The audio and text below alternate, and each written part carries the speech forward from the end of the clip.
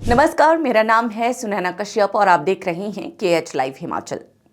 ये चुनाव नहीं आसान, बस इतना समझ लीजिए कि हिमाचल की सियासत में इस वक्त जो माहौल बना हुआ है वो सिर्फ मुकाबले का नहीं बल्कि अंदरूनी टकराव का भी है।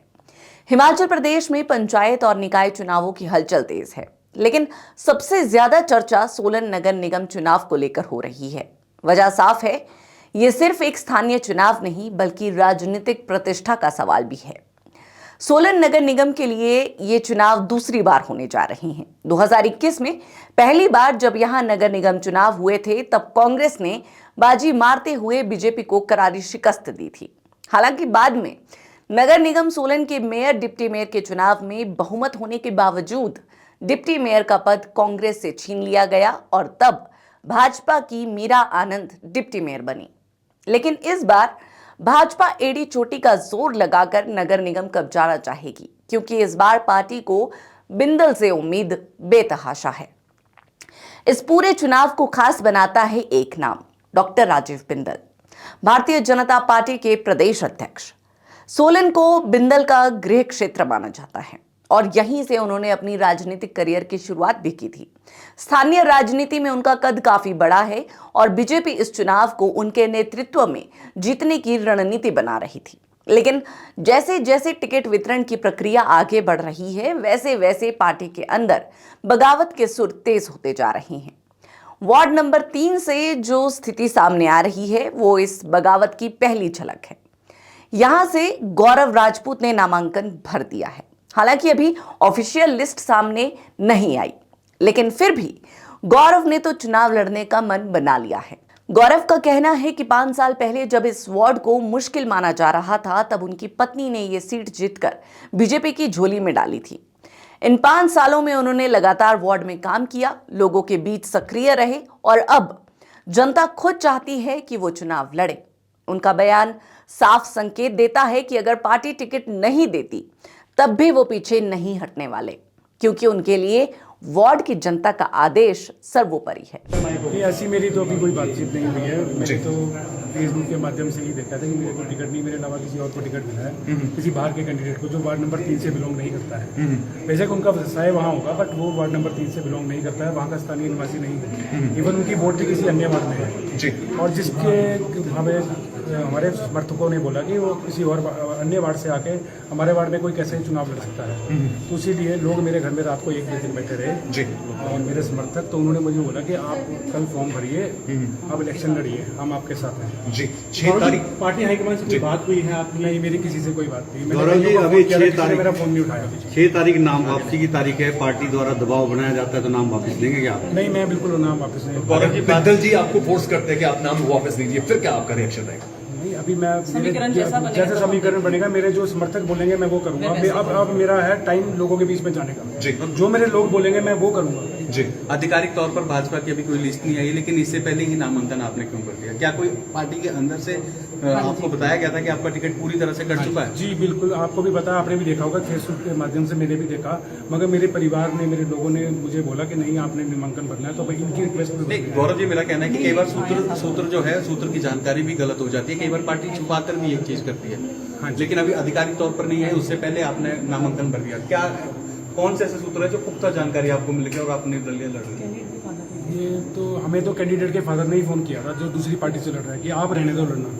मैंने बोला मैं कौन होता हूँ रहने देने लड़ने वाला? मैंने मेरे लोग बताएंगे कि मैं लड़ूंगा नहीं लड़ूंगा। गौरव जी, अगर जिन्होंने वोट डालनी है वो बताएंगे। गौरव जी, अगर कांग्रेस पार्टी आपको अप्रोच करती है तो आपका क्या रुख रहेगा? क्योंकि अभी मैं कभी कांग्रेस में नहीं जाऊंगा जी, ये मेरी आपसे वो है। मैं निर्दलीय अप्रोच करने की कोशिश की है कांग्रेस ने भी आपको? रास्ते कर रहे हैं कईयों ने की है मुझे, मगर मैं उनका नाम नहीं लेना चाहूंगा। बट मैं नहीं बट जाऊंगा, आप कांग्रेस पार्टी में नहीं जाएंगे? नहीं जाऊंगा, निर्दलीय तौर पर ही लड़ेंगे अगर भारतीय जनता पार्टी।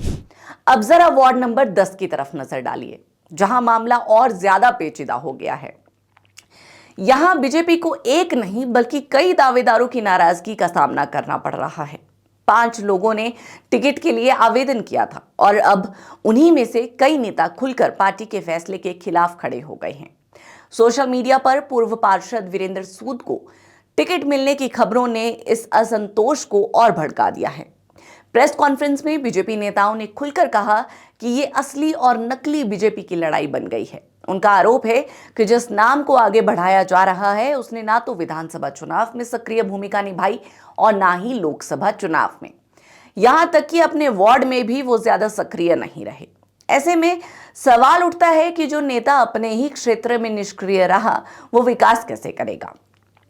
स्थिति यहां तक पहुंच गई कि नेताओं ने साफ कह दिया कि अगर पार्टी नेतृत्व उन्हें मनाने भी आता है तब भी वो मानने वाले नहीं हैं। उनके मुताबिक अब फैसला पार्टी नहीं बल्कि वार्ड की जनता करेगी, और अगर बागी उम्मीदवार मैदान में उतरते हैं तो इसका सीधा फायदा कांग्रेस को मिल सकता है।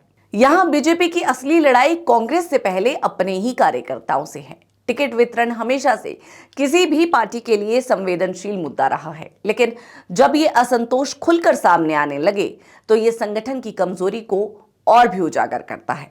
अब सवाल उठता है कि इस स्थिति का राजनीतिक असर क्या होगा। सबसे पहला असर वोट बैंक पर पड़ेगा। अगर एक ही पार्टी के कई उम्मीदवार मैदान में उतरते हैं तो वोटों का बंटवारा तय है। इससे विपक्ष को बिना ज्यादा मेहनत के बढ़त मिल सकती है। कांग्रेस, जो पिछले चुनाव में पहले ही जीत का स्वाद चख चुकी है, इस मौके का फायदा उठाने के लिए पूरी तरह तैयार बैठी है। दूसरा बड़ा असर नेतृत्व पर पड़ेगा। राजीव बिंदल के लिए यह चुनाव किसी अग्नि परीक्षा से कम नहीं है। अगर वो अपने ही गृह क्षेत्र में पार्टी को एकजुट नहीं रख पाते तो उनकी नेतृत्व क्षमता पर सवाल उठना तय है। उन्हें सियासत का डॉक्टर कहा जाता है, लेकिन अगर वो इस राजनीतिक बीमारी का इलाज नहीं कर पाए तो ये उनकी छवि को नुकसान पहुंचा सकता है। तीसरा पहलू संगठनात्मक अनुशासन का है। जब कार्यकर्ता खुलेआम पार्टी लाइन के खिलाफ जाने लगे तो ये संकेत होता है कि अंदर कहीं ना कहीं संवाद की कमी है। मजबूत संगठन वही होता है जहां असहमति तो हो लेकिन विद्रोह ना हो। सोलन में जो तस्वीर बन रही है वो इस कसौटी पर बीजेपी को चुनौती देती नजर आ रही है। अब देखना दिलचस्प होगा कि आने वाले दिनों में पार्टी नेतृत्व क्या कदम उठाता है। क्या बागी नेताओं को मनाया जाएगा, क्या टिकट वितरण में बदलाव होगा, या फिर पार्टी जोखिम उठाकर अनुशासनात्मक कार्रवाई करेगी। हर फैसला अपने साथ राजनीतिक परिणाम लेकर आएगा। एक तरफ कांग्रेस अपनी पिछली जीत को दोहराने की कोशिश में है तो दूसरी तरफ बीजेपी अपनी खोई हुई जमीन वापस पाने के लिए संघर्ष कर रही है। लेकिन सबसे बड़ी चुनौती यह है कि क्या बीजेपी अपने ही घर की कलह को खत्म कर पाएगी, क्योंकि राजनीति में एक बात हमेशा सच रहती है, जब लड़ाई घर के अंदर हो तो बाहर जीतना बेहद मुश्किल हो जाता है। और सोलन की इस सियासत में फिलहाल यही सबसे बड़ा सवाल है। इस पर आपकी क्या राय है, हमें कमेंट सेक्शन में जरूर बताएं और हमारे चैनल को सब्सक्राइब करना ना भूलें।